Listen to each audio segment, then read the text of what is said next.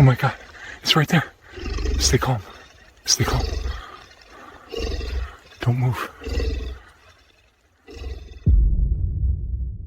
Je sais que mon témoignage peut paraître insensé, et je sais ce que dit le dossier. Glissade et chute, défaillance matérielle, erreur de l'utilisateur. Mais je vous raconte ce qui s'est passé le 19 avril 2023, dans le secteur de Boxley Valley du Buffalo National River, à 8 km à l'est de Ponca, Arkansas, pendant l'évaluation des dégâts post-tornade. Je vous dis que je l'ai entendu respirer derrière moi, que j'ai senti le sol trembler quand il a bougé et que quelque chose a percuté mon genou gauche par derrière avec assez de force pour provoquer une hyperextension si grave que le chirurgien orthopédique de Harrison a dit n'avoir jamais vu de telles lésions du ligament postérieur en dehors d'un accident de voiture à grande vitesse. Je vous dis que je l'ai vu s'enfuir à travers le fourré de cèdre sur 2 jambes, ses épaules plus hautes que ma tête même en étant voûtées, sa fourrure sombre s'accrochant aux branches cassées, se déplaçant plus vite que n'importe quoi de cette taille n'aurait dû le pouvoir. Je vous dis que la commission d'indemnisation a retiré de mon rapport toute mention de ce qui s'était réellement passé, que mon supérieur m'a dit de signer la version modifiée ou de perdre mon emploi, que le journaliste de Fayetteville qui m'a appelé 3 fois n'a jamais eu l'autorisation de publier l'article. Je vous dis qu'aujourd'hui, à 41 ans, je marche avec une canne, que je gère un centre d'accueil au lieu de travailler sur les sentiers, que les gens me questionnent sur ma claudication et que je leur sers la réponse bien rodée sur le terrain accidenté et le mauvais pas. Et chaque fois que je mange, je pense à cette odeur, un mélange de pourriture, de musc et de quelque chose que je n'avais jamais senti auparavant, et à la façon dont mon genou s'est plié à l'envers et le bruit que ça a fait, et à la vitesse à laquelle cette chose a disparu dans les débris de la tornade, là où aucun humain n'aurait pu la suivre. Mais bien sûr, glissade et chute, c'est ce qui est écrit dans le dossier. Laissez-moi vous raconter comment ça a vraiment commencé. Mars 2023 a été brutal dans le nord de l'Arkansas.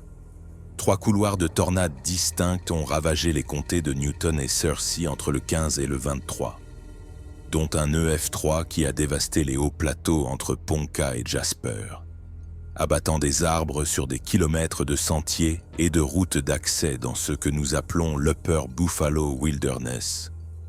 À l'époque, ça faisait 11 ans que j'étais ranger pour le National Park Service, basé au bureau de Tyler Bend, mais couvrant un territoire allant de Pruitt à la frontière de l'Oklahoma quand c'était nécessaire. Les évaluations des dégâts allaient nous le prendre des semaines. Nos équipes doublèrent leur garde juste pour essayer d'inspecter chaque sentier endommagé, chaque pont effondré, chaque route d'accès bloquée par des chablis.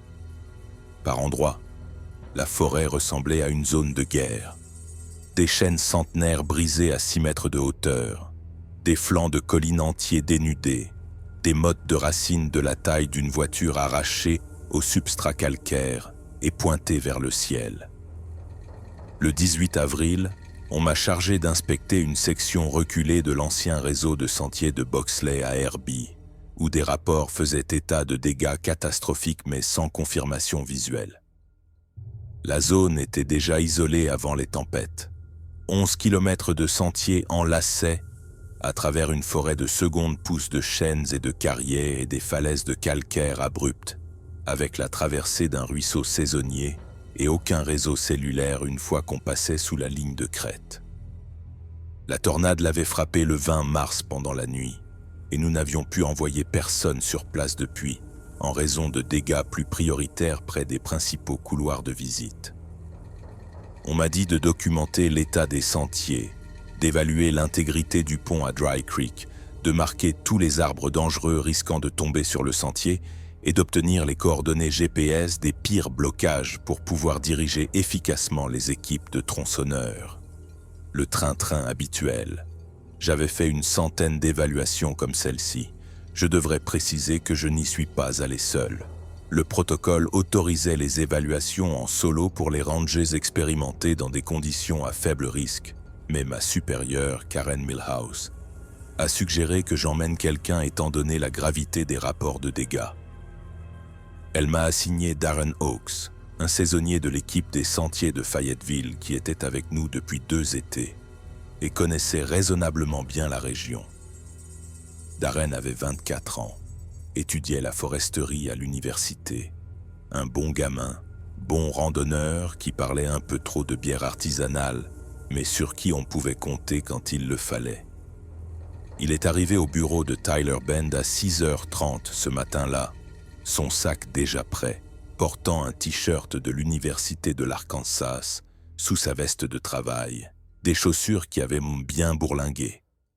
Il m'a demandé si je pensais qu'on finirait toute la boucle en une journée ou si on devait prévoir de passer la nuit. Je lui ai dit qu'on ferait tout pour la finir. Je ne voulais pas camper dans des débris de tornade si je pouvais l'éviter. On a chargé mon pick-up, un F250 du parc service avec une cellule sur la benne pour ranger le matériel, et on a pris la Highway 43 vers le nord en direction de Ponca. La matinée était claire, la température autour de 12 degrés. Les prévisions annonçaient un ciel partiellement nuageux et une maximale proche de 21. Des conditions parfaites. Darren avait préparé du café dans un thermos, il m'en a proposé. J'ai refusé. Je me souviens qu'il a dit quelque chose comme quoi les dégâts ne seraient probablement pas aussi graves que les rapports le laissaient entendre, que les gens exagéraient toujours l'impact des tempêtes, et je lui ai dit de ne pas trop y compter. J'avais vu les photos aériennes. Le F3 avait creusé un couloir d'1,2 km de large à travers l'une des forêts les plus denses du district. Nous sommes arrivés au départ du sentier de Boxley Valley un peu après 7h45. Le parking était vide, à l'exception d'un pick-up blanc que je ne reconnaissais pas, sans plaque visible de là où nous étions garés, personne aux alentours. Darren l'a noté dans le registre que nous tenions pour l'activité au départ des sentiers. J'ai vérifié ma radio, j'ai eu un signal clair avec la centrale, j'ai confirmé notre itinéraire et notre heure de retour prévue. À la centrale, c'était une femme nommée Stacy qui travaillait là depuis 6 ans et qui avait une voix qui donnait toujours l'impression qu'elle était sur le point de s'endormir. Elle a noté nos informations, nous a dit de nous signaler à la traversée de Dry Creek et de nouveau quand nous atteindrions le terminus Est. J'ai dit qu'on le ferait. J'ai testé mon GPS portable, vérifié qu'il suivait correctement notre position, puis j'ai allumé la caméra piéton fixée à ma veste. La politique exigeait de documenter les évaluations de dégâts. La caméra avait une batterie de 4 heures et 32 gigaoctets de stockage. Je l'avais chargée toute la nuit. Darren avait son téléphone avec lui, un iPhone récent avec un bon appareil photo, et je lui ai dit de prendre des photos de tout ce qu'on trouverait de significatif, en particulier les dommages structurels au pont ou les arbres dangereux majeurs. Nous avons commencé à marcher à 8h03. Je me souviens de l'heure exacte parce que je l'ai noté sur ma montre. Les premiers 400 mètres de sentier semblaient intacts. Une canopée de chêne standard, une bonne visibilité, une surface de sentier en assez bon état malgré le printemps humide. Darren marchait devant moi à ce rythme rapide que les plus jeunes adoptent toujours au début d'une longue randonnée. Et je l'ai laissé donner le tempo pendant un moment. La forêt sentait comme toujours en avril, une odeur riche et terreuse, avec cette pointe de décomposition en dessous, là où les feuilles se compostent dans les zones humides. Les oiseaux étaient actifs. J'ai entendu un grand pic marteler quelque part sur la pente, et Darren a montré du doigt un urubu à tête rouge qui tournoyait au-dessus de la ligne de crête à l'est. Une matinée normale. Rien ne clochait encore. Les dégâts ont commencé à apparaître vers le kilomètre. D'abord, ce n'étaient que des branches éparses sur le sentier. Rien qu'un randonneur ne puisse enjamber, puis de plus grosses branches tombées dans les semaines suivant la tempête. Et puis au kilomètre, nous avons atteint le premier vrai chablis. Un chêne blanc d'environ 90 cm de diamètre, déraciné et couché perpendiculairement au sentier, sa motte de racines créant un mur de terre et de pierre d'1,80 m de haut. L'arbre était tombé vers le nord-est, ce qui correspondait à la trajectoire de la tornade. Darren a grimpé par-dessus, a pris des photos de la motte de racines et du sentier bloqué, et j'ai marqué les coordonnées GPS sur mon appareil. Il faudrait sectionner et enlever l'arbre avant de pouvoir rouvrir le sentier. J'ai estimé que ça prendrait une demi-journée à une équipe avec des tronçonneuses. Nous avons continué. Les dégâts empiraient. Au kilomètre 6, nous naviguions à travers un champ de débris qui ressemblait à une exploitation forestière qui aurait tourné à la catastrophe. Des arbres abattus partout, certains brisés, d'autres déracinés, d'autres encore tordus dans des formes qui n'avaient aucun sens jusqu'à ce qu'on réalise que la tornade les avait fait tournoyer. La canopée avait disparu par endroits, laissant la lumière du soleil frapper le sol de la forêt de manière anormale. Et partout où l'on regardait, il y avait des mottes de racines, des cimes enchevêtrées et des troncs brisés encore suspendus à d'autres arbres, des chicots prêts à tomber. Darren a arrêté de parler de bière. Il respirait plus fort, se concentrant sur ses pas, et je pouvais voir qu'il commençait à comprendre l'ampleur de ce que nous regardions. Ce n'était pas un sentier qui pouvait être dégagé en quelques jours. C'était des mois de travail. À 2 km d'eux, nous avons atteint un endroit où le sentier disparaissait complètement. La tornade avait tout arraché. La forêt de chênes et de carriers avait tout simplement disparu, remplacée par un terrain vague de bois brisé, de terre nue et de roches qui avaient été extraites des profondeurs du sol. Les balises du sentier manquaient. J'ai dû utiliser mon GPS et la carte topographique pour déterminer où le sentier était censé passer. Et même là, nous avons dû faire des détours pour contourner des obstacles physiquement infranchissables. Darren a demandé si nous devions faire demi-tour, si cela valait même la peine de documenter puisque le sentier devrait clairement être dévié. Je lui ai dit que nous devions tout voir, que le quartier général voudrait une évaluation complète avant de prendre des décisions sur un nouveau tracé.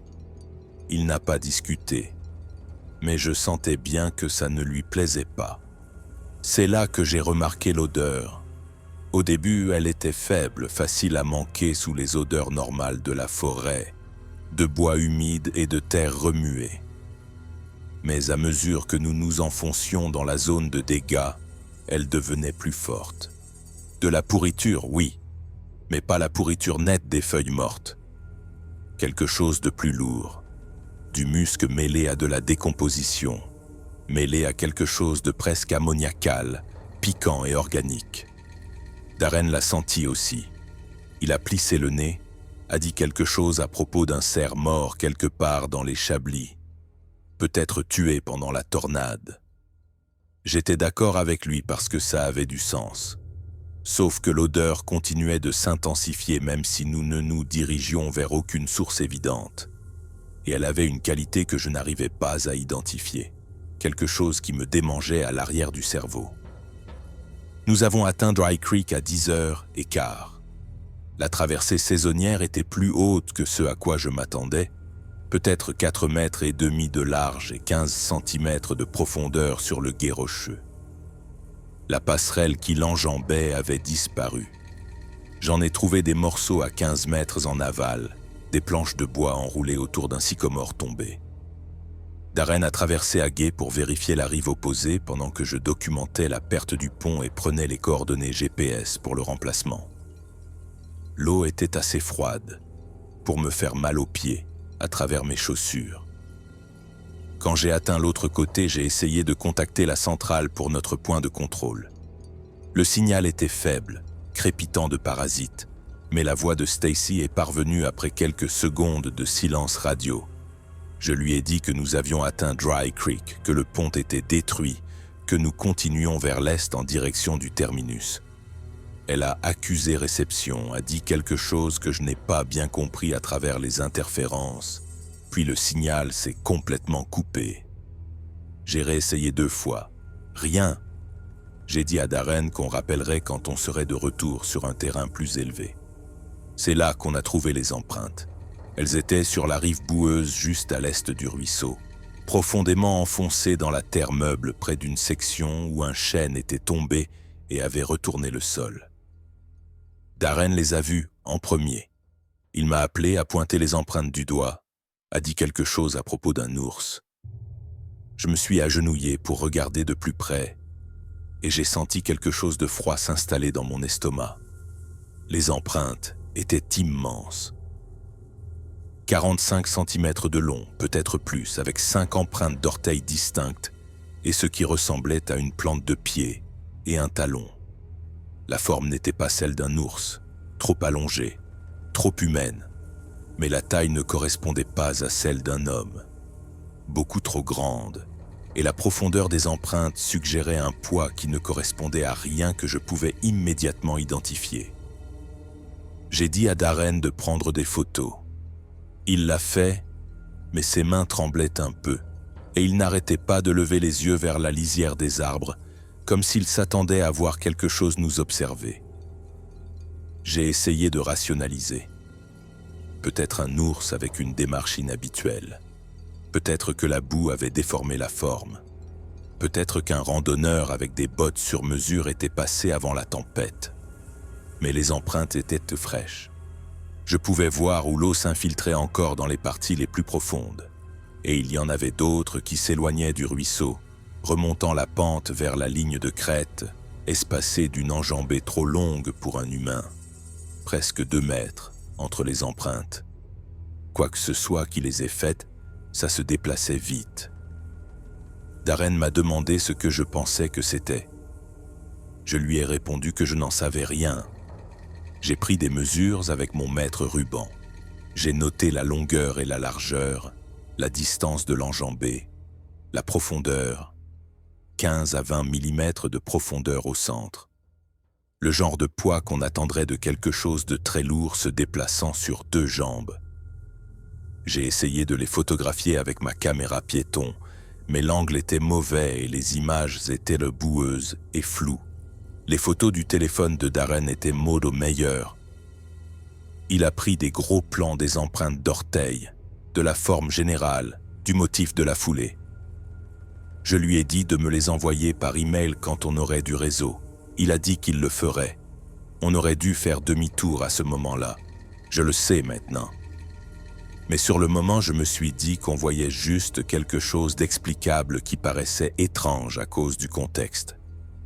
Les dégâts de tempête font des choses bizarres. Les arbres tombent selon des motifs qui semblent délibérés mais ne le sont pas. Les animaux se comportent étrangement après des événements météorologiques traumatisants. J'étais rangé depuis 11 ans. J'avais vu des ours noirs de près des dizaines de fois. J'avais suivi des coyotes, des lynx roux et même un puma une fois dans l'arrière-pays de la Buffalo River. J'étais formé pour identifier les signes de la faune. Ces empreintes étaient inhabituelles, certes, mais inhabituel ne voulait pas dire impossible. Et il nous restait encore 6,5 km de sentier à évaluer. Nous avons continué vers l'est. Le 1,5 km suivant fut le terrain le plus difficile que j'ai jamais parcouru. Les dégâts de la tornade étaient si graves par endroits que nous faisions essentiellement du hors-piste à travers des parcours d'obstacles de bois brisés. Darren est tombé 2 fois, une fois en se coupant la main sur une branche déchiquetée, une autre en se tordant la cheville dans le creux d'une motte de racine. Je l'ai aidé à se relever les 2 fois. Il commençait à fatiguer. Moi aussi. La température avait grimpé jusqu'à 16 ou 17 degrés, et nous transpirions tous les deux malgré l'ombre de la canopée restante. À un moment, nous avons dû nous écarter de près de 90 mètres du sentier pour contourner un enchevêtrement d'arbres abattus qui formait un fouillis impénétrable. Je vérifiais constamment mon GPS pour m'assurer que nous ne nous éloignions pas trop de l'itinéraire. La batterie se déchargeait plus vite qu'elle n'aurait dû. J'ai pris note mentalement de la vérifier quand on s'arrêterait pour boire. Vers 11h30, nous avons trouvé la carcasse de cerf. Elle était suspendue à un arbre, pas coincée dans les branches par la tornade, placée là intentionnellement. Le cerf était une biche d'environ 55 kilos et elle avait été coincée dans la fourche d'un chêne à environ 3,5 mètres du sol. Le corps était partiellement décomposé, probablement mort depuis une semaine ou plus, et l'odeur était insoutenable. Darren a eu un haut le cœur, a reculé, a demandé quelle putain de bestiole ferait ça. Les ours ne cachent pas leurs proies dans les arbres. Les pumas le font parfois, mais il n'y avait pas eu de puma confirmé dans cette partie de l'Arkansas depuis des décennies. Et l'arbre dans lequel se trouvait le cerf n'était pas grimpable. Les branches inférieures avaient été arrachées. Il était impossible qu'un humain les mît là sans une échelle. J'ai pris des photos. Darren ne voulait pas s'approcher assez pour m'aider. J'ai noté la hauteur, l'état de la carcasse, le positionnement anormal. Il y avait des marques sur la peau du cerf qui ressemblaient à des perforations, profondes et largement espacées. Mais je ne pouvais pas dire si elles provenaient de griffes ou d'autre chose. Le sol sous l'arbre était remué, retourné comme si quelque chose avait bougé autour récemment, et je pouvais voir ce qui aurait pu être des empreintes dans la terre meuble, mais elles étaient trop dégradées pour être utiles. J'ai essayé de me dire que c'était explicable. Les vents de tempête peuvent en faire des choses étranges. Peut-être que la tornade avait soulevé le cerf et l'avait déposé là.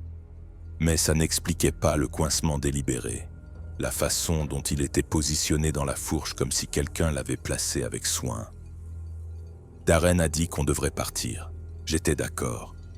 Nous sommes repartis, plus vite maintenant, et je n'arrêtais pas de regarder par-dessus mon épaule, même si je me disais que j'étais paranoïaque. L'odeur de la carcasse de cerf s'est estompée après quelques centaines de mètres, mais l'autre odeur, l'odeur de musc, est devenue plus forte. Elle était concentrée dans certaines zones, des poches de puanteur qui vous frappaient comme un mur, puis se dissipaient quand vous passiez. J'ai commencé à prêter attention à l'endroit où l'odeur était la plus forte. Elle semblait correspondre aux zones de dégâts importants, des endroits où la tornade avait créé des enchevêtrements denses de bois tombés et de terre exposée. Darren l'a remarqué aussi. Il a demandé si je pensais qu'il pouvait y avoir plusieurs animaux morts, éparpillés dans les chablis. J'ai dit peut-être, mais je n'y croyais pas. L'odeur n'était pas la bonne, trop constante, trop localisée dans des endroits qui n'avaient aucun sens pour une distribution aléatoire de carcasses. À 12h10, nous nous sommes arrêtés pour boire et manger sur une section relativement dégagée du sentier. Darren s'est assis sur une bûche tombée et a mangé une barre protéinée, et j'ai vérifié mon équipement. Mon GPS portable n'avait plus que 40% de batterie, bien qu'il ait été complètement chargé ce matin-là. La caméra piéton était à 63%, ce qui était plus proche de ce que j'attendais pour 3 heures d'enregistrement. Ma radio ne captait toujours pas de signal. J'ai essayé de changer de canal, d'ajuster le silencieux, rien n'y a fait. Le téléphone de Darren était à 85%, mais il n'avait pas de réseau non plus, ce qui n'était pas surprenant si profond dans l'arrière-pays. J'ai noté les problèmes d'équipement dans mon journal de bord, en me disant que je les signalerais à notre retour. C'est là qu'on a entendu les coups. 3 impacts, espacés d'environ 2 secondes, assez forts pour résonner dans la vallée. Bois contre bois, mais plus sourd qu'un pic vert, plus résonnant. Puis le silence. Puis 3 autres coups, même rythme, d'une direction différente. Darren m'a regardé. Je lui ai dit que c'était probablement un arbre mort qui bougeait dans le vent, des branches qui s'entrechoquaient. Mais il n'y avait pas de vent.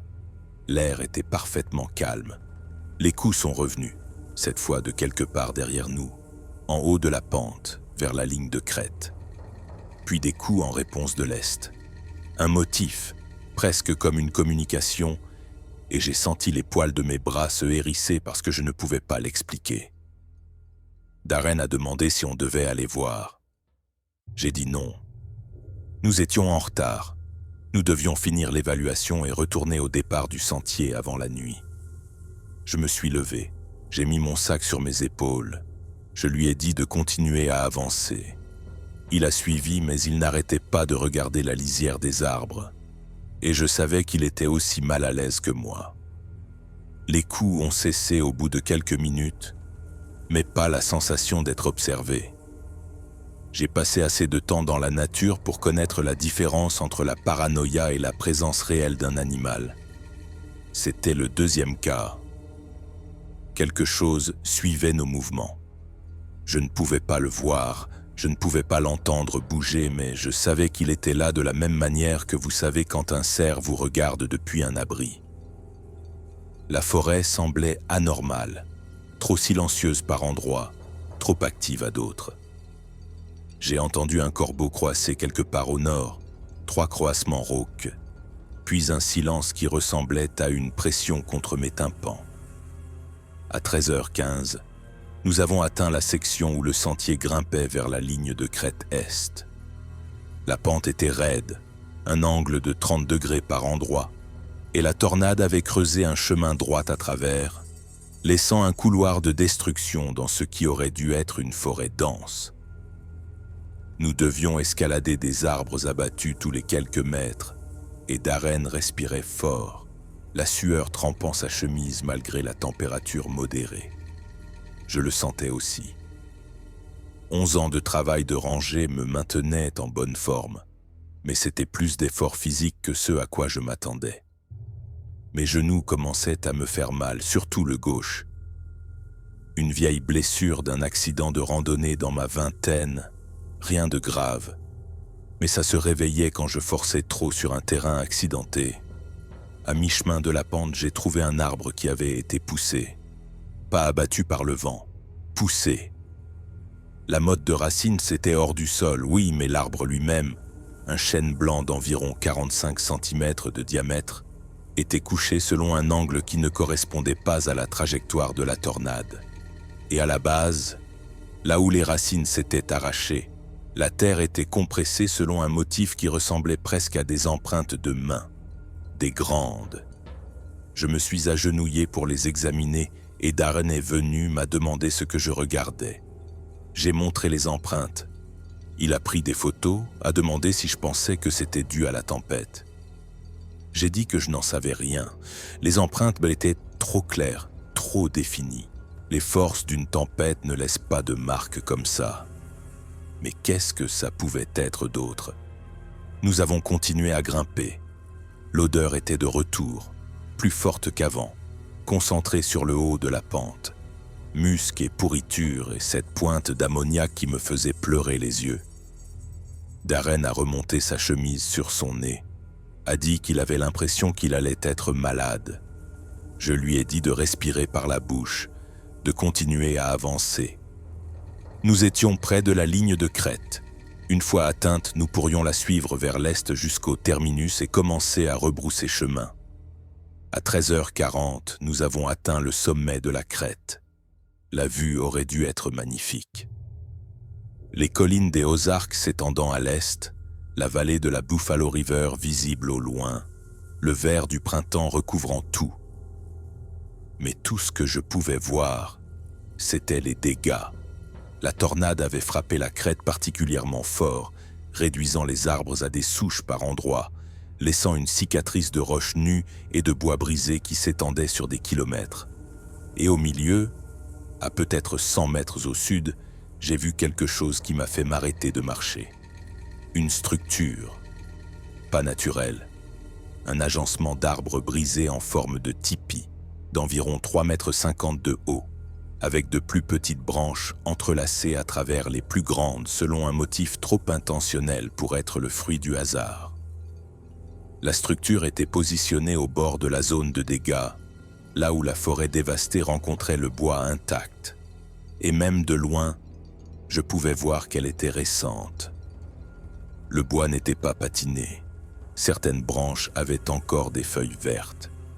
Darren l'a vu aussi. Il a demandé ce que c'était, si peut-être un randonneur l'avait construite comme un abri. Je lui ai dit qu'aucun randonneur ne construirait quelque chose de cette taille, que ça prendrait des heures et une force considérable pour positionner des arbres aussi grands. Il a demandé si ça pouvait venir de la tempête. J'ai dit que je ne pensais pas. La structure était trop organisée, trop intentionnelle, et ce n'était pas la seule. À mesure que mes yeux s'habituaient aux motifs dans les dégâts, j'ai commencé à en voir d'autres. Des arrangements plus petits, des groupes de branches appuyées les unes contre les autres, ou empilées de manière à suggérer une intention, presque comme des marqueurs. J'ai sorti mes jumelles, j'ai fait le point sur la grande structure. Les détails sont devenus plus clairs. Les branches étaient membres fraîchement cassés, certaines avec de la sève encore visible. Le motif de tressage était complexe, presque architectural, et à la base, le sol était remué, marqué par ce qui aurait pu être des empreintes, bien que je ne puisse pas en être sûr à cette distance. J'ai pensé à m'approcher pour voir de plus près, prendre des photos, de la documentation, mais quelque chose au fond de moi me disait de ne pas le faire. La sensation d'être observé s'était intensifiée depuis que nous avions atteint la crête. Mon instinct, affiné par des années de travail en territoire de prédateurs, me hurlait de quitter la zone. J'ai dit à Darren qu'on devait continuer à avancer. Il n'a pas discuté. Nous avons tourné vers l'est, sommes restés sur la ligne de crête et avons essayé de mettre de la distance entre nous et les structures. Je n'arrêtais pas de jeter des regards en arrière. La structure en tipi est restée visible sur près de 400 mètres avant que le terrain ne descende assez pour la cacher. Chaque fois que je regardais, je m'attendais à moitié à voir quelque chose se tenir à côté, nous regardant partir. Il n'y avait rien, mais la sensation ne s'est pas estompée. Le terminus et du sentier étaient censés se trouver à une jonction avec la Forest Road 1420, une route d'accès en gravier qui rejoignait la route principale. Nous l'avons atteint à 14h30 et j'ai ressenti une vague de soulagement en voyant la route, une bande de civilisation coupant à travers la nature sauvage. Darren s'est assis sur un gros rocher à la jonction, a bu de l'eau, m'a demandé si je voulais contacter la centrale avant de repartir. J'ai essayé. Toujours pas de signal. La radio était complètement morte, même pas de parasites. J'ai vérifié la batterie. Pleine charge. J'ai fait un cycle d'alimentation, changé de canal, rien n'a fonctionné. Panne matérielle, ai-je pensé. Des dégâts d'humidité dus à la traversée du ruisseau, peut-être. J'ai dit à Darren qu'on le signalerait en rentrant au pick-up. Il a demandé combien de temps prendrait le retour. J'ai estimé 4 heures si on marchait à un rythme soutenu. Ça nous ramènerait au départ du sentier vers 18h30 avec encore beaucoup de lumière du jour. Les jours de printemps en Arkansas signifiaient un coucher de soleil vers 20h. Ça irait.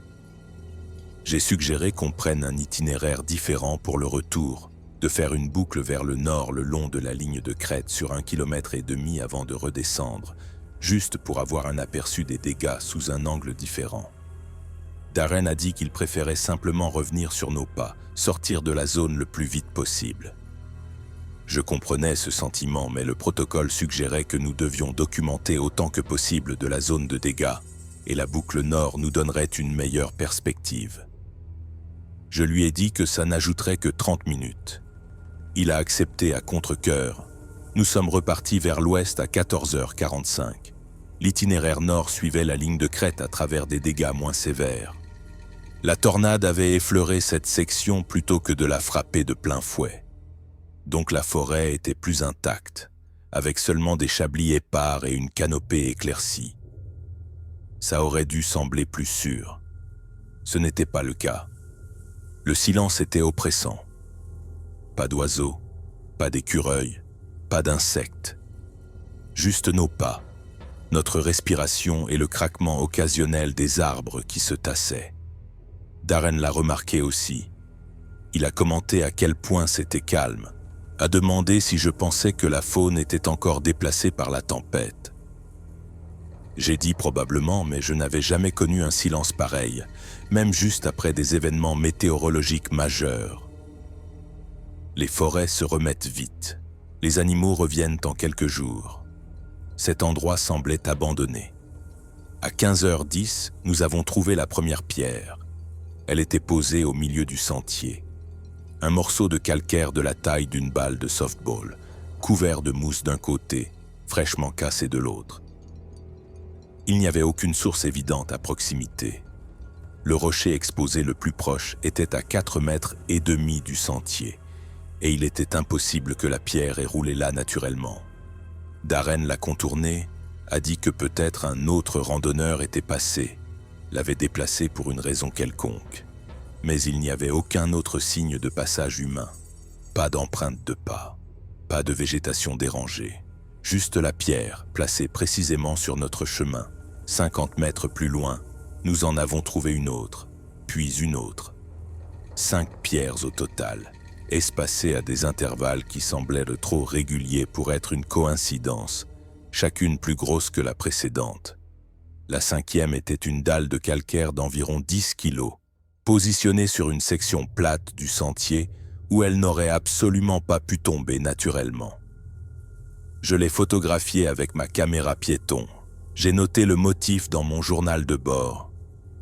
Darren m'a demandé si je pensais que quelqu'un se fichait de nous. Je n'ai pas répondu parce que je n'avais pas de bonne réponse.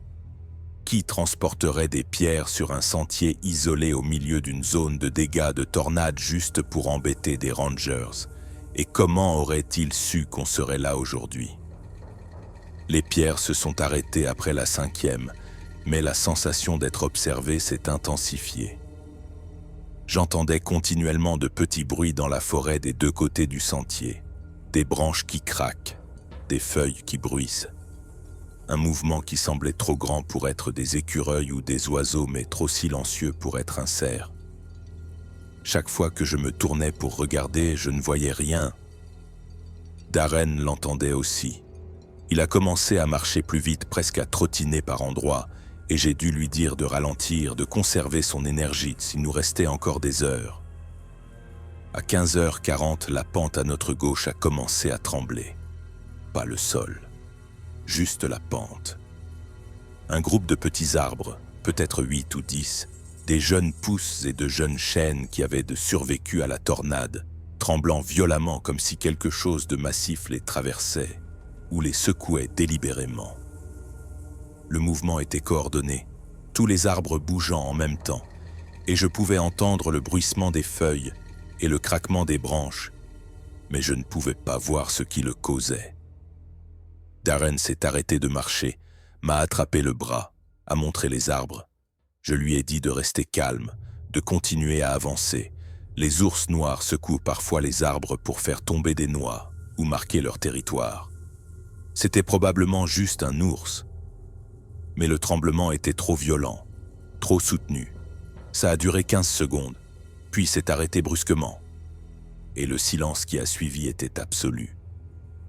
Nous avons recommencé à bouger plus vite maintenant, et j'ai sorti ma bombe anti-ours de son étui à ma ceinture. La cartouche était pleine, sous pression, conçue pour arrêter un grizzly en charge à 4,5 mètres. Je n'avais jamais eu à l'utiliser en 11 ans de travail. J'espérais ne pas en avoir besoin maintenant. Darren a demandé si j'avais une arme.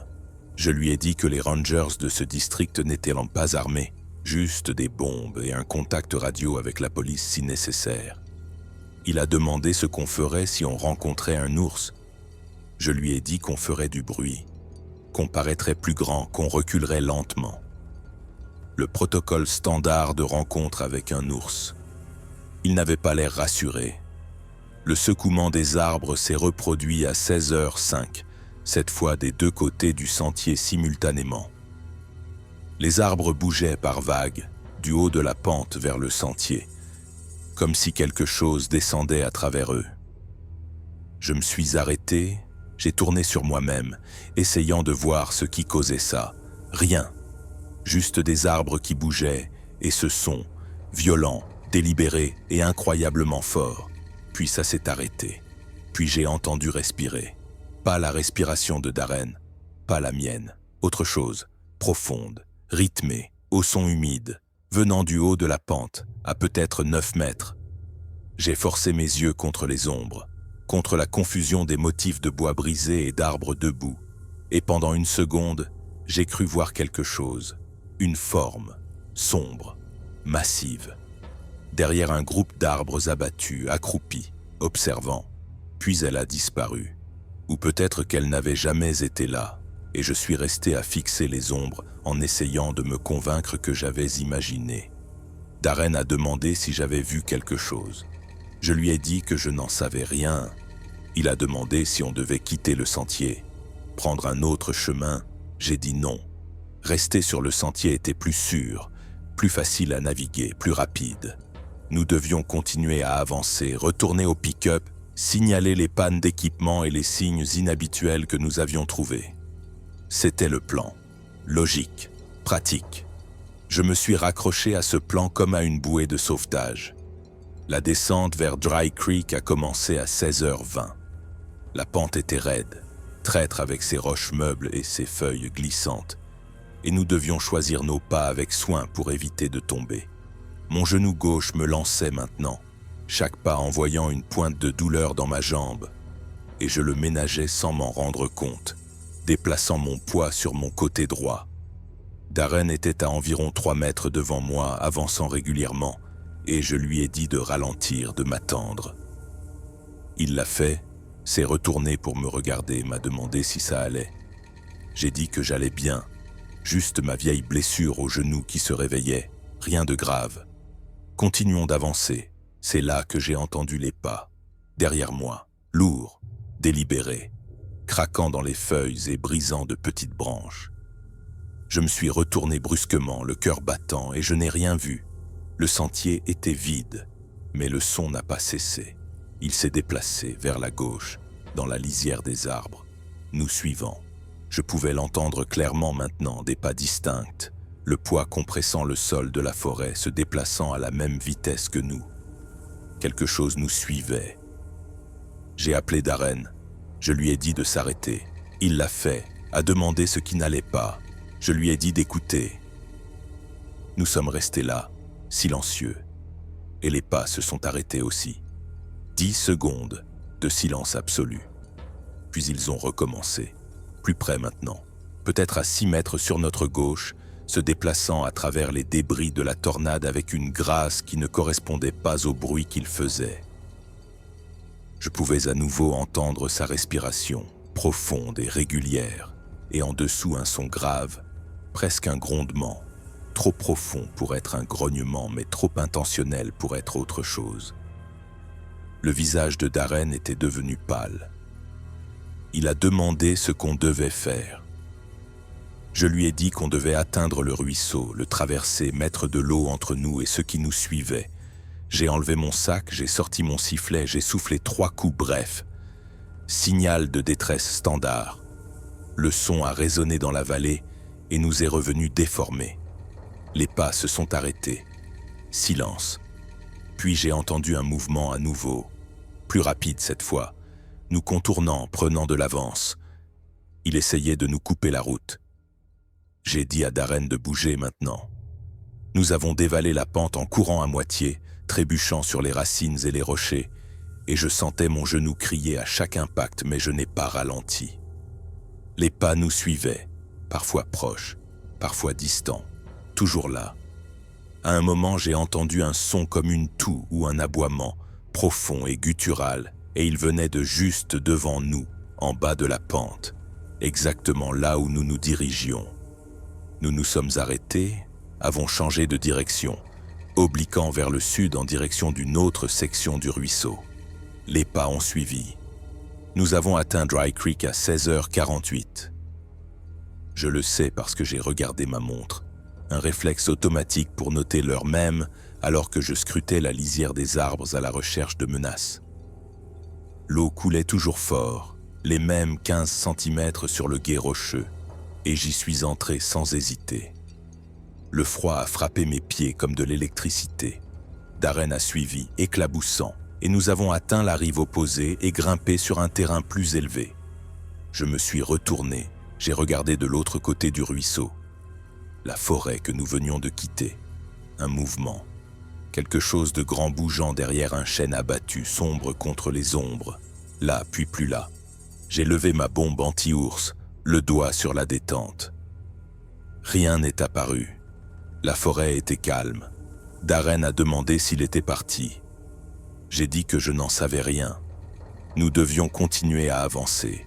Le départ du sentier était encore à près de 5 kilomètres. Nous perdions la lumière du jour et ma radio était morte. J'ai réessayé quand même. Rien. Darren a essayé son téléphone. Pas de réseau et la batterie était tombée à 40%. Il a demandé comment c'était possible. Il l'avait à peine utilisé. Je lui ai dit que le froid et l'altitude pouvaient vider les batteries, de ne pas s'en inquiéter. Mais j'étais inquiet. Mon GPS était à 15%. La caméra piéton s'était complètement éteinte. Je l'ai rallumée et elle s'est éteinte à nouveau immédiatement. Panne matérielle. Tout. Concentré en l'espace de quelques heures. Ce n'était pas normal. Nous avons commencé à nous diriger vers l'ouest le long du sentier. De retour vers le point de départ. Et pour la première fois de la journée, je me suis permis de penser au mot que j'avais évité. Bigfoot. Sasquatch. Le cryptide qui était censé errer dans les Ozarks et le nord-ouest Pacifique est partout entre les deux, signalé par des chasseurs, des randonneurs et des gens qui auraient dû être plus sensés. Je n'y avais jamais cru. J'avais entendu les histoires, bien sûr, tout le monde au parc service les avait entendues, mais je les avais toujours rejetées comme des erreurs d'identification, des rencontres avec des ours exagérés en quelque chose de plus sensationnel. Mais les empreintes près du ruisseau, le cerf dans l'arbre, les structures sur la crête, le comportement de traque, la taille de ce qui bougeait dans la forêt autour de nous, ça correspondait. Je ne voulais pas que ça corresponde. Je voulais une explication rationnelle.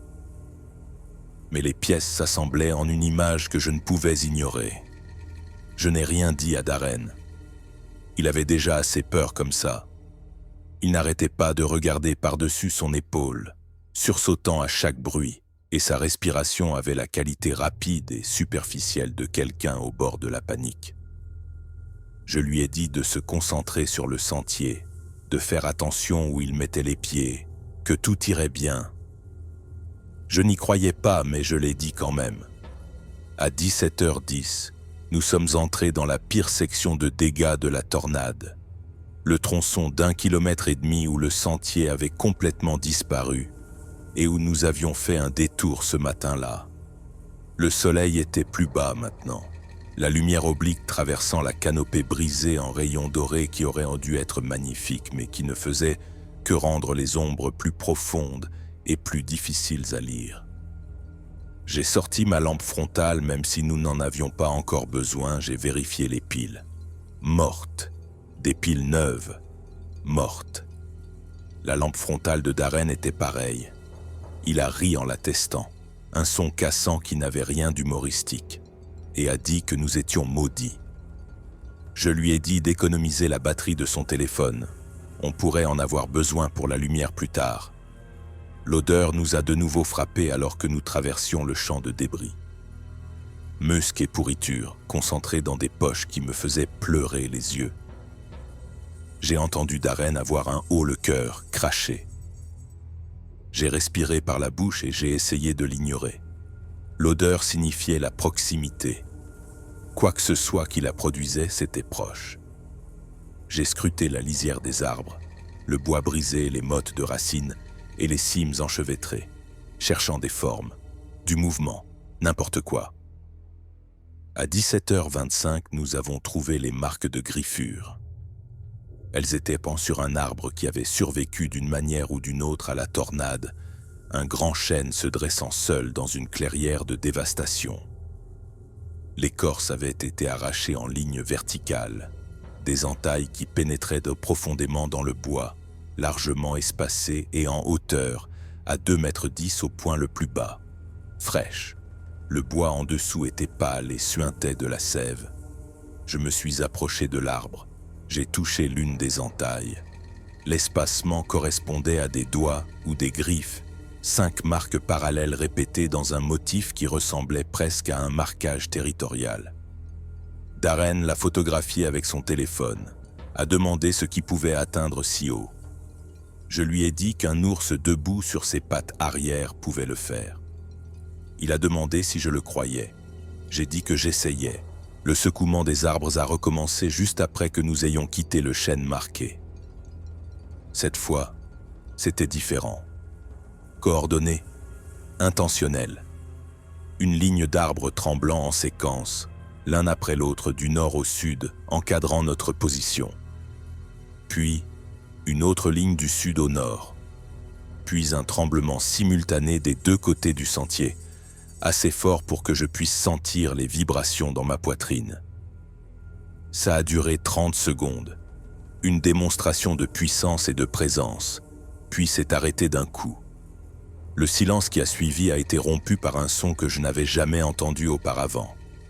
Une vocalisation, profonde, résonante, commençant bas comme un grognement et s'élevant en quelque chose entre un hurlement et un cri. Elle venait de juste devant nous, à peut-être 50 mètres sur le sentier. Puis des appels en réponse des deux côtés, des tonalités différentes, se chevauchant. Il n'était pas humain. Il ne ressemblait à rien de ce que je connaissais, et il nous encerclait. Darren a dit qu'on devait quitter le sentier, se cacher, attendre que ça passe. Je lui ai dit non, le mouvement valait mieux, rester immobile faisait de nous des cibles. Nous devions atteindre le pick-up, sortir de la nature sauvage, appeler à l'aide. Il a argumenté, a dit qu'on n'y arriverait jamais, que ce qui était là dehors nous attraperait. Je lui ai dit qu'on n'avait pas le choix. La lumière déclinait. Il nous restait 3 kilomètres à faire. On pouvait y arriver si on bougeait vite et qu'on restait calme. Nous avons commencé à courir. Je ne sais pas si c'était la bonne décision. Rétrospectivement, courir a probablement déclenché l'instinct de poursuite. Mais sur le moment, avec ses vocalisations résonnant dans la forêt, les arbres tremblant autour de nous et l'odeur si forte que je pouvais la goûter, courir semblait la seule option. Nous avons couru à travers le champ de débris, sautant par-dessus les bûches, rampant sous les arbres suspendus, nous frayant un chemin à travers des enchevêtrements de branches cassées. Mon genou était en feu. Chaque pas était comme si quelqu'un enfonçait un clou dans l'articulation. Je l'ai ignoré. Darren était devant moi, se déplaçant plus vite, ses jambes plus jeunes et la panique lui donnant une vitesse que je ne pouvais égaler. Je lui ai crié de ralentir, de rester ensemble, mais il n'a pas écouté ou n'a pas entendu. À 17h40, quelque chose nous a lancé une pierre. J'ai d'abord entendu le sifflement, ce son qu'un objet lourd fait en fendant l'air, puis l'impact. La pierre a heurté un arbre à côté de la tête de Darren. Un morceau de calcaire de la taille d'un pamplemousse, et elle a frappé avec assez de force pour s'incruster dans l'écorce. Darren a crié, a trébuché, a failli tomber. Une autre pierre est venue de la direction opposée, a touché le sol entre nous, a rebondi dans la lisière des arbres, puis une volée. 5, 6, 7 pierres, lancées de multiples directions avec une précision qui ne semblait pas aléatoire. Ils essayaient de nous rabattre, de nous chasser du sentier. J'ai tiré Darren vers le sentier, je lui ai dit de rester bas, de continuer à bouger. C'est ce qu'on a fait, courbés, les bras levés pour protéger nos têtes. Et les pierres continuaient de pleuvoir. Une a heurté mon sac assez lourdement pour que je la sente à travers le rembourrage. Une autre a éraflé l'épaule de Darren, a déchiré sa chemise. Il pleurait maintenant, haletant, disant qu'on allait mourir. Je lui ai dit de la fermer et de courir. Nous avons couru. Les lancers de pierres se sont arrêtés aussi soudainement qu'ils avaient recommencé, mais la poursuite n'a pas cessé. Je pouvais l'entendre derrière nous, s'écrasant à travers la forêt, de multiples sources de bruit, gardant le rythme. N'essayant pas encore de nous attraper, juste suivant. J'ai risqué un coup d'œil en arrière et j'ai vu du mouvement. Des formes sombres contre le crépuscule, basses sur le sol et incroyablement grandes. Mon cerveau a refusé de traiter l'information, ne pouvait pas la traiter. Je me suis concentré sur le sentier devant, sur le fait de mettre un pied devant l'autre, sur le fait de garder Darren en vue. Nous avons quitté le champ de débris à 18h05. Le sentier était plus intact ici, plus facile à naviguer, et nous avons accéléré. Les bruits de la poursuite se sont estompés, ou peut-être que ce qui nous chassait s'était arrêté, satisfait de nous avoir fait fuir. Je me suis permis de le croire pendant environ 30 secondes. Puis j'ai entendu les pas à nouveau, plus proches maintenant, venant de juste derrière, et ils étaient rapides, trop rapides, comblant la distance.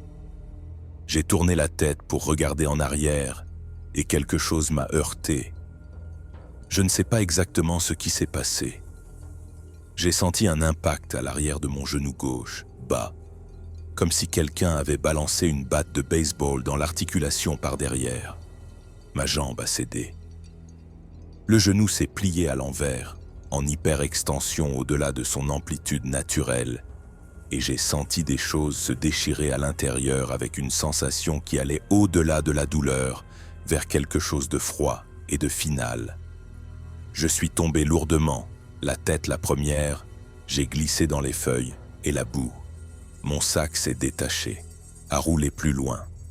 J'ai essayé de crier mais je n'arrivais pas à reprendre mon souffle. Darren criait mon nom. Je pouvais l'entendre mais je ne pouvais pas répondre. J'ai roulé sur le dos, j'ai regardé ma jambe. Mon genou gauche était plié à un angle anormal, le gonflement déjà visible à travers mon pantalon. J'ai essayé de le bouger et une agonie blanche a inondé ma vision. Quelque chose était cassé. Plusieurs choses. Des ligaments déchirés, peut-être des dommages osseux, je ne pouvais pas le dire. Je ne pouvais pas me lever, je ne pouvais pas marcher, j'étais à terre, et puis je l'ai vu. À 6 mètres de là, se déplaçant à travers les arbres, au bord du sentier. Une forme. Massive, au moins 2,40 m de haut, peut-être plus, des épaules plus larges que celles de n'importe quel humain, couverte de poils sombres qui attrapaient tout la lumière mourante. Il se déplaçait sur 2 jambes, voûté, les bras plus longs qu'il n'aurait dû l'être, et il se déplaçait vite, plus vite que n'importe quoi de cette taille n'aurait dû le pouvoir. Je l'ai vu pendant peut-être 3 secondes, alors qu'il traversait une trouée dans le bois, s'éloignant du sentier, puis il a disparu, s'est volatilisé dans un fourré de cèdre, avec une grâce qui semblait impossible pour quelque chose d'aussi grand. L'odeur persistait. Musc, ammoniac et pourriture. Assez épaisse pour suffoquer. Je suis resté là dans les feuilles, incapable de bouger, fixant le fourré de cèdre où il avait disparu, et mon cerveau a finalement accepté ce que j'avais nié toute la journée. C'était réel. Cette chose était réelle.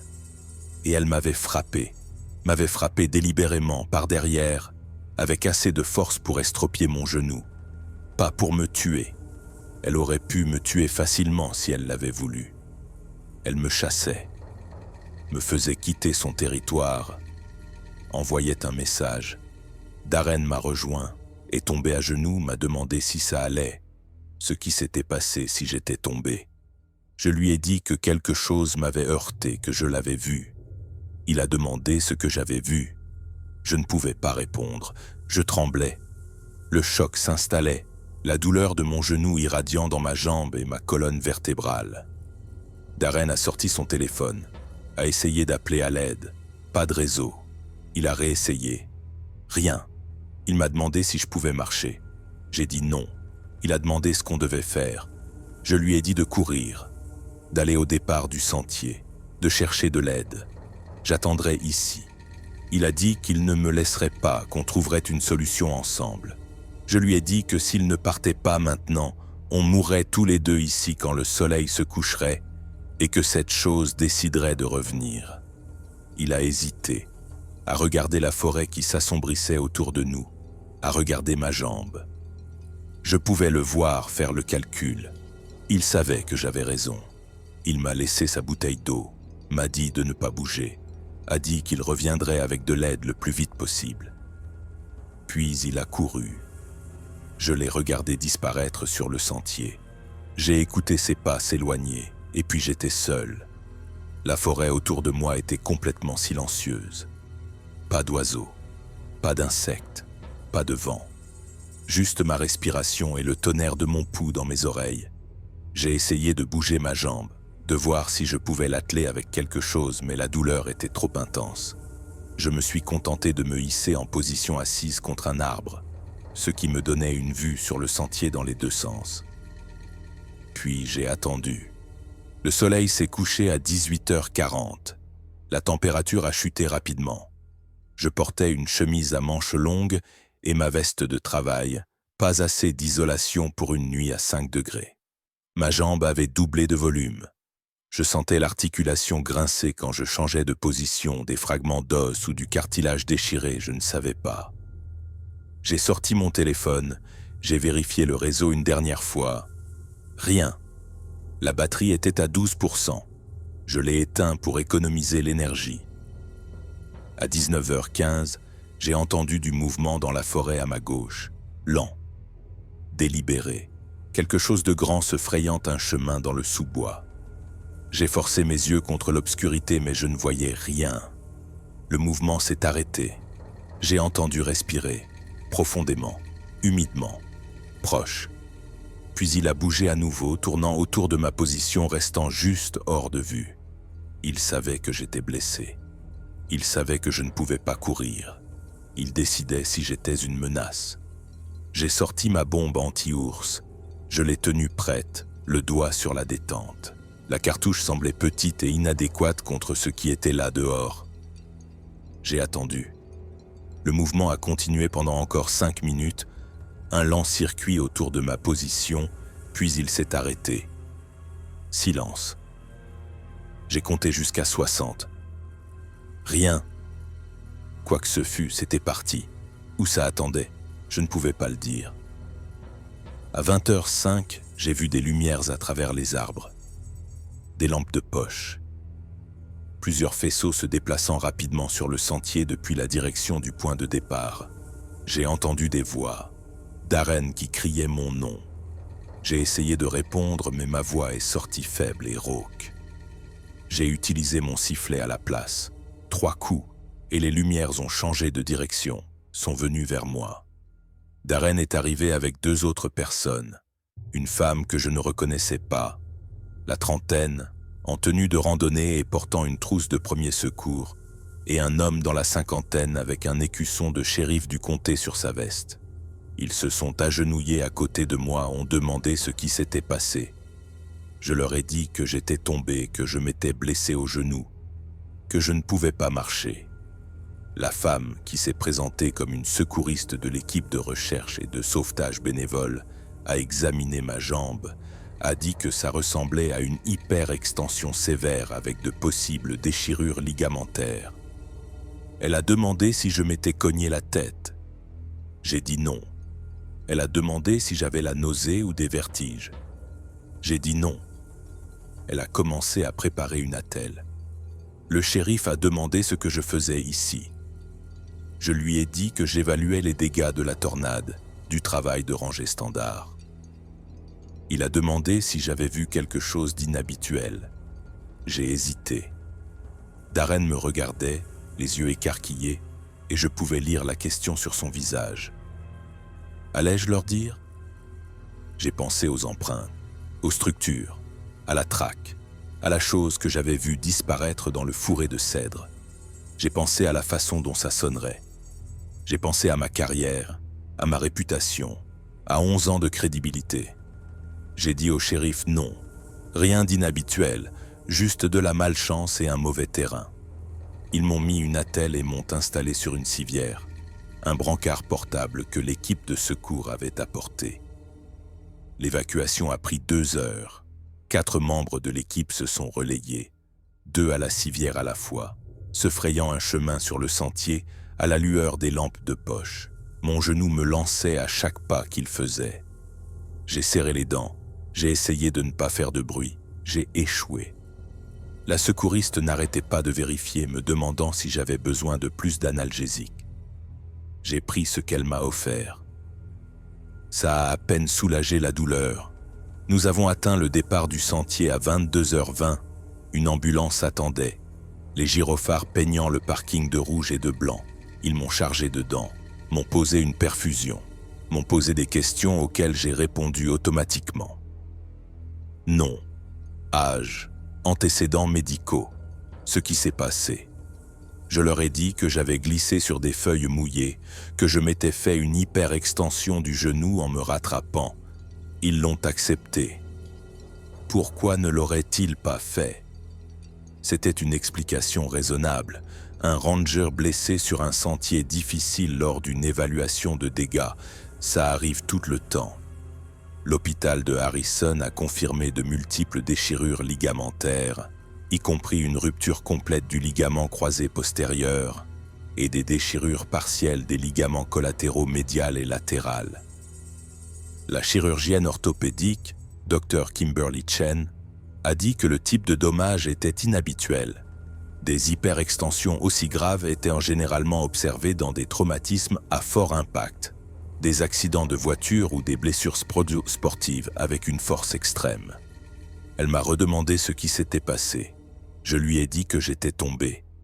Elle a eu l'air sceptique mais n'a pas insisté. Ils ont programmé l'opération pour 2 jours plus tard. Reconstruction du LCP, réparation des ligaments collatéraux, kinésithérapie intensive par la suite. Dr Chen a dit que je remarcherais probablement avec une claudication minimale si j'étais assidu en rééducation. Probablement.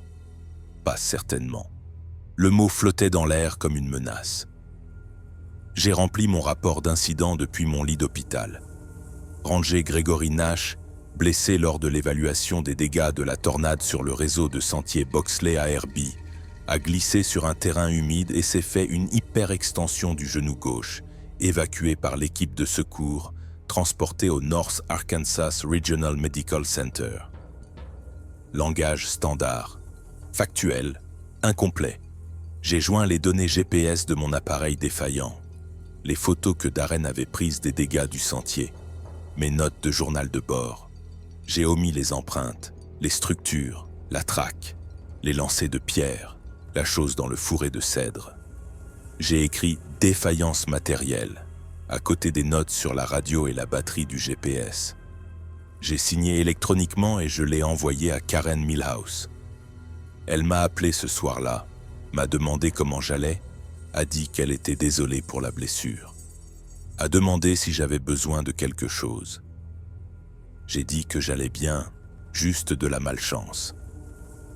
Elle a dit qu'elle avait examiné mon rapport, que ça semblait simple mais qu'elle voulait clarifier quelques points.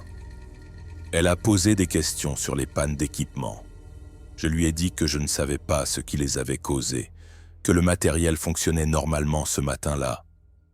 Elle a demandé si j'avais rencontré de la faune. J'ai dit non. Elle a demandé s'il y avait eu quelque chose d'inhabituel ce jour-là, quelque chose que je voulais ajouter au rapport. J'ai dit non. Elle a fait une pause. Puis elle a dit d'accord, remets-toi bien, on se parlera quand tu seras de nouveau sur pied. 2 jours plus tard, un expert en sinistre de la commission d'indemnisation des accidents du travail m'a appelé. Il a dit qu'il devait examiner mon incident pour le dossier. Je lui ai raconté la même histoire. Tombé, hyperextension du genou, blessure de sentier standard. Il a demandé s'il y avait des témoins. Je lui ai dit que Darren Oaks était avec moi mais qu'il était devant sur le sentier quand je suis tombé, qu'il n'avait pas vu ce qui s'était passé. L'expert a dit qu'il devrait interroger Darren. J'ai dit d'accord. Darren m'a appelé cette nuit-là. Il a dit que l'expert lui avait posé des questions détaillées sur la journée, sur ce qu'il avait vu, sur le fait que mon histoire correspondait à ses souvenirs. Darren m'a demandé ce qu'il devait dire. Je lui ai dit de dire la vérité. Il a demandé quelle vérité. Je n'ai pas répondu pendant un long moment. Puis je lui ai dit de dire que j'avais glissé et que j'étais tombé, qu'il m'avait trouvé blessé sur le sentier, que nous avions rencontré des dangers de sentiers normaux et que je n'avais pas eu de chance. Il a demandé si j'étais sûr. J'ai dit que j'étais sûr. Il a dit d'accord, mais il n'avait pas l'air convaincu. L'opération s'est bien passée.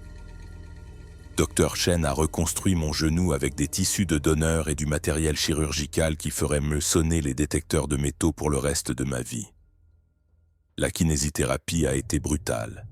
6 mois de progrès progressif, réapprendre à marcher sans que ça lâche, renforcer les muscles qui s'étaient atrophiés pendant la convalescence.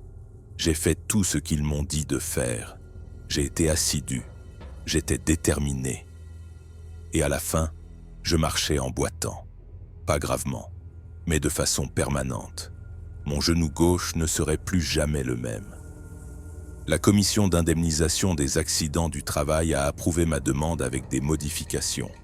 Le rapport final a classé ma blessure comme une glissade et chute sur terrain accidenté lors d'une évaluation de sentier de routine.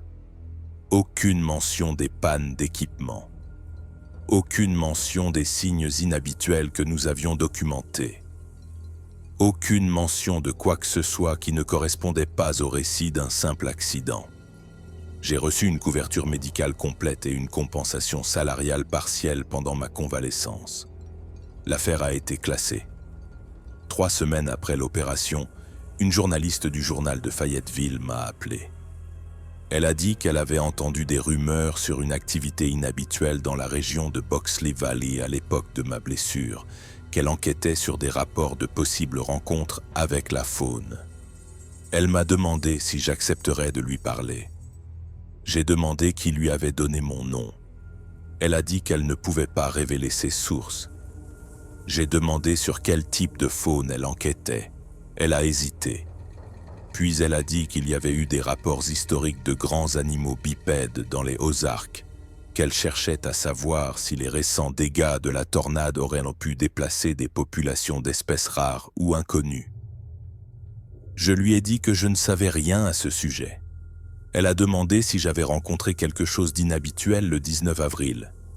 J'ai dit non. Elle a demandé si j'étais sûr. J'ai dit que j'étais sûr. Elle m'a remercié et a raccroché. Je n'ai jamais vu l'article. Elle ne l'a jamais publié. J'ai vérifié le site web du journal pendant des semaines après, j'ai cherché son nom, je n'ai rien trouvé. Soit elle n'a pas pu faire approuver l'article, soit elle n'a pas trouvé assez de sources pour le corroborer, soit quelqu'un l'a convaincue de laisser tomber. Je ne sais pas. Je ne l'ai pas rappelé pour demander. Je suis retourné au travail en novembre, en service léger, tâches administratives uniquement. Karen m'a affecté au centre d'accueil de Tyler Bend, à répondre au téléphone, à traiter les permis et à aider les touristes à planifier leur voyage. Plus de travail de terrain, plus d'évaluation de sentiers, plus de longs séjours dans la nature. Mon genou ne pouvait pas le supporter, a dit le médecin. Trop de risques de nouvelles blessures. J'ai accepté la réaffectation sans discuter. Une partie de moi était soulagée. Une partie de moi se sentait lâche. Darren a quitté le parc service cet été-là. Il a pris un emploi dans une société de conseil en foresterie à Little Rock, a quitté complètement les Ozarks. Il m'a appelé une fois avant de partir, m'a demandé si je pensais parfois à ce qui s'était vraiment passé ce jour-là. Je lui ai dit que j'essayais de ne pas y penser. Il a dit qu'il en faisait des cauchemars, qu'il entendait encore ses vocalisations dans son sommeil, qu'il ne pouvait plus faire de randonnée sans avoir l'impression que quelque chose l'observait. Je lui ai dit que ça s'estomperait avec le temps. Il a dit qu'il espérait que j'avais raison. Nous ne nous sommes pas parlé depuis. En décembre, ils m'ont transféré au centre d'accueil de Branson, Missouri, juste de l'autre côté de la frontière de l'Arkansas. De meilleurs horaires, une plus grande visibilité, une promotion techniquement, bien que ça ressemblait plus à une mise au placard. J'ai accepté. J'ai emménagé dans un appartement avec vue sur le lac Taneycomo. J'ai commencé ma nouvelle routine, 5 jours par semaine à répondre aux mêmes questions sur l'état des sentiers, les règlements de camping et les meilleurs endroits pour voir les couleurs d'automne. Les gens me posent parfois des questions sur ma claudication. Je leur dis que j'ai eu un accident de randonnée, que je me suis blessé au genou. Rien de dramatique. Ils hochent la tête, compatissent, passent à autre chose pour demander des permis de descente en bateau ou des réservations de cabanes. Le mensonge vient facilement maintenant. Je l'ai raconté si souvent que j'en suis presque venu à y croire moi-même. Parfois, je pense à y retourner. Pas à Boxley Valley, mais quelque part dans les Ozarks, un endroit reculé avec un appareil photo, du matériel d'enregistrement approprié et un plan pour documenter ce que j'ai vu, le prouver, les forcer à me croire, mais je ne le fais jamais. La commission d'indemnisation a ma déclaration officielle, l'hôpital a mes dossiers médicaux, le parc service a mon rapport d'incident. tout indique un simple accident. Un ranger qui a glissé, est tombé et n'a pas eu de chance. Changer mon histoire maintenant signifierait admettre que j'ai menti. Ça signifierait perdre mon emploi, ma crédibilité, peut-être ma retraite. Et pourquoi? Pour ajouter mon nom à la liste des gens que personne ne croit. Pour devenir un autre fou avec une histoire de Bigfoot. Mon genou me fait mal quand le temps change. Le tissu cicatriciel se resserre. Le matériel chirurgical est comme de la glace sous ma peau. Et je marche avec une canne les mauvais jours. Les gens voient la canne et font des suppositions. Vieille blessure, accident de sentier, risque du métier pour un ranger. Ils n'ont pas tort, ils n'ont juste pas raison non plus. J'ai toujours les photos que Darren a prises ce jour-là. Les empreintes près de Dry Creek, l'arbre marqué, le champ de débris, tout est stocké sur mon ordinateur portable personnel dans un dossier que je n'ouvre jamais. J'ai pensé à les supprimer 100 fois. Je ne le fais jamais. Ce sont des preuves, même si personne ne les regardera. La preuve que quelque chose s'est passé, même si je suis le seul à savoir quoi. Le mois dernier, j'ai reçu un appel d'un biologiste de la faune de l'Université de l'Arkansas. Il avait entendu dire que j'avais travaillé dans l'arrière-pays de la Buffalo River pendant des années. Voulait me poser des questions sur les populations de grands mammifères dans les zones reculées. Si j'avais déjà observé des comportements territoriaux inhabituels. Ou des vocalisations qui ne correspondaient à aucune espèce connue. Je lui ai dit non. Il a dit qu'il étudiait les aires de répartition potentielle de la mégafaune non documentée dans les Ozarks, qu'il y avait des rapports historiques remontant à des décennies qui suggéraient que quelque chose d'intéressant pourrait vivre dans les sections les plus isolées. Il a demandé si j'accepterais d'écouter quelques enregistrements audio, de voir si quelque chose me semblait familier. Je lui ai dit que j'étais occupé, que je ne pouvais pas l'aider. Il m'a donné son numéro au cas où je changerais d'avis. Je l'ai supprimé. Je pense au 19 avril tous les jours. L'odeur, les vocalisations, la façon dont les arbres tremblaient comme si quelque chose essayait de nous intimider pour nous faire partir. L'ombre disparaissant dans le fourré de cèdre. Les épaules plus hautes que ma tête, se déplaçant plus vite que n'importe quoi de cette taille n'aurait dû le pouvoir. L'impact sur mon genou, la finalité froide des ligaments qui se déchirent, la certitude que je ne pouvais pas courir, pas m'échapper, que je ne pouvais rien faire d'autre qu'attendre et espérer qu'il ne revienne pas. Je pense à ce qu'il aurait pu faire s'il avait voulu me tuer. Je pense à pourquoi il ne l'a pas fait. Les gens me demandent si le travail de terrain me manque. Je leur dis non. Je leur dis que je suis content de mon poste actuel, que le centre d'accueil me convient bien, que mon genou ne tiendrait plus le coup pour de longues randonnées de toute façon. Tout ça est vrai. Mais ce n'est pas toute la vérité. La vérité, c'est que j'ai peur. Peur de retourner dans la forêt profonde. Peur de trouver des empreintes qui ne correspondent à aucun animal connu. Peur de sentir cette odeur de musc et de pourriture que je peux encore me rappeler parfaitement 18 mois plus tard. Peur de le revoir, et peut-être à un niveau que je ne veux pas examiner de trop près. Peur de ce que cela signifie que quelque chose comme ça existe, et que personne ne veuille le reconnaître. La commission d'indemnisation a classé ma blessure comme une glissade et une chute. Les dossiers de l'hôpital parlent d'hyperextension avec lésions ligamentaires.